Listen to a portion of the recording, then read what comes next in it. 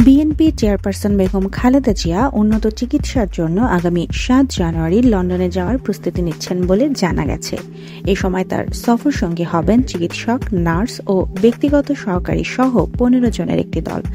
বুধবার ২৪ ডিসেম্বর দুপুরে এই তথ্য জানান খালেদা জিয়ার ব্যক্তিগত সহকারী ABM আব্দুস সাত্তার।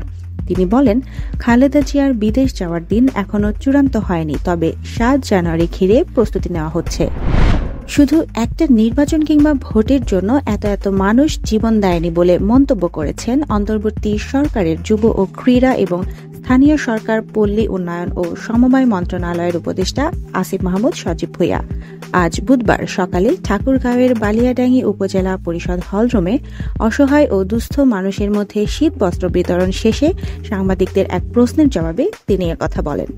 নির্বাচন কিংবা ভোটের জন্য এত মানুষ জীবন দেয়নি। প্রায় ২০০ শতাধিক আমরা ধারণা করছি আমাদের শহীদ এবং ২০,০০০-এরও বেশি আহত এবং শহীদ পরিবার এবং আমাদের আহতরাও সংস্কারের কথা বলছে।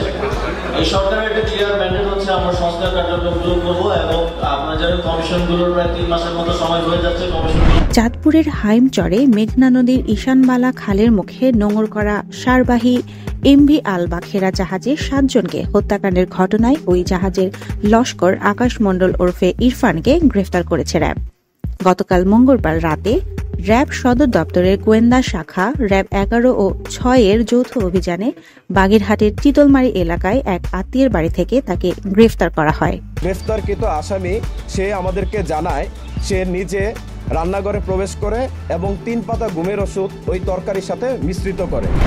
ভারত থেকে আমদানি করা ২৫,০০০ টন চালের প্রথম চালান বাংলাদেশে এসে পৌঁছাবে আগামীকাল বৃহস্পতিবার। এদিন সকালে চট্টগ্রাম বন্দরে এসে পৌঁছাবে চালবাহী ভারতীয় জাহাজ। বুধবার ২৫ ডিসেম্বর খাদ্য মন্ত্রণালয় থেকে পাঠানো এক সংবাদ বিজ্ঞপ্তিতে এ তথ্য জানানো হয়েছে। আজারবাইজানের বাকু থেকে ৬৭ জন আরোহী নিয়ে রাশিয়ায় যাওয়ার পথে মধ্য এশিয়ার দেশ কাজাখস্তানে আজারবাইজান এয়ারলাইন্সের একটি উড়োজাহাজ বিধ্বস্ত হয়েছে।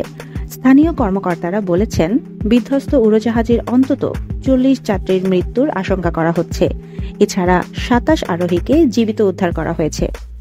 আহত অবস্থায় উদ্ধারের পর তাদের স্থানীয় হাসপাতালে ভর্তি করা হয়েছে। বুধবার কাজাখস্তানের আক্তাউ শহরের কাছে উড়োজাহাজটি বিধ্বস্ত হয় বলে কাজাখ কর্তৃপক্ষ জানিয়েছে। খ্রিস্ট ধর্মাবলম্বীদের সর্ববৃহৎ ধর্মীয় উৎসব শুভ বড়দিন আজ।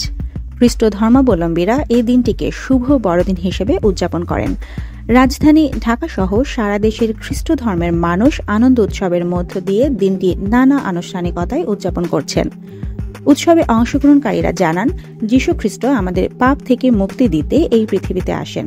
তার জন্মদিনে সারা দিন আনন্দ ও উৎসবের মধ্য দিয়ে উদযাপন করা হবে।